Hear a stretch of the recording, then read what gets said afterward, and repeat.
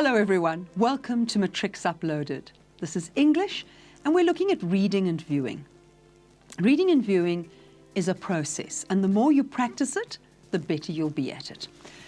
Now we talk about pre-reading and reading and post-reading, and we're going to be looking at each of those aspects in some detail. Let's imagine that you have been told that you're going to be reading a text called Excuses, Excuses. So where would you start? You'd start obviously with your pre-reading. These are your strategies to prepare you for reading. So activating background knowledge, predicting, and skimming headings. So let's think about activating background knowledge. What could the text be about? You start thinking about it. Excuses, excuses. Maybe it's about a father who hasn't visited his family for a very long time. Maybe the excuses are made by a boyfriend. What about that boyfriend? Maybe he's saying that he never wants to go out anymore. Every time the girlfriend speaks to him, he's got another excuse about, no, not this Friday, not this Saturday, or whatever. It could be a partner. The partner's always at work, never comes home early. It could be an employee, perhaps. So it could be something with an employer saying to the employee, you're always absent on a Monday, and we want to hear the excuses, excuses. So you're preparing it by activating your background knowledge of the kinds of situations in which people make excuses, and you're already starting to predict from that title what the passage could be about. Then we come to reading, a close reading of the text. Usually you're going to get questions, but also you're going to talk about the development of strategies.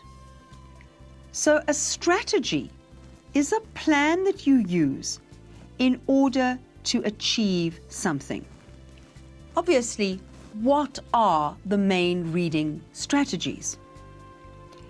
Let's have a look at words like buffoon, excess, or satiate. An important reading strategy is knowing the meanings of words. So you are going to focus on vocabulary because words are put into sentences and sentences are put into paragraphs. But if you do not know the meanings of words, you are going to battle to read and to understand. So you need to build up your vocabulary. So it's really important that you focus on vocabulary. A lot of teachers recommend that you have a personal dictionary.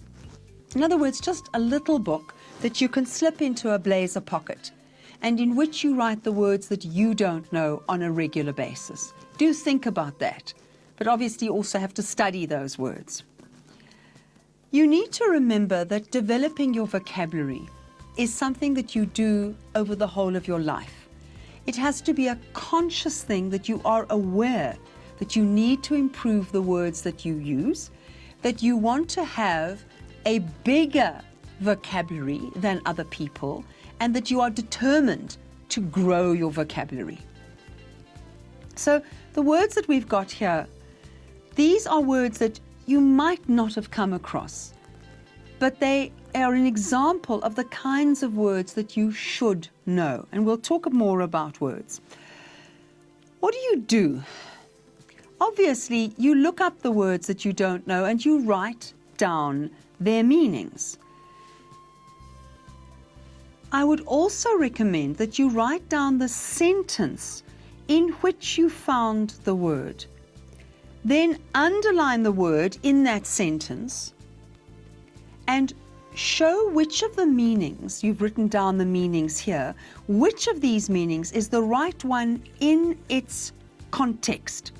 Let's do an example. I was paid a handsome sum of money to service the firm's computers. You know the word handsome, but surely that word in that context cannot be the normal everyday use of handsome. There must be another meaning. So that's the first step. Recognize there must be another meaning, then look it up. With good-looking facial features or a pleasing general appearance, or pleasingly large in extent or size, or of obvious high quality. Now, some dictionaries give you examples of how these words or how the word will be used in a sentence. So let's look at that kind of dictionary. Handsome, with good-looking facial features, and it doesn't give you an example there, but pleasingly large in extent, it gives you won by a handsome margin or earning a handsome salary, and of obvious high quality, published in 2 handsome volumes. So there was our sentence, and obviously it's meaning too. So you underline the word and you write down the meaning of the word in its context, and then you're going to learn it. More in our next segment.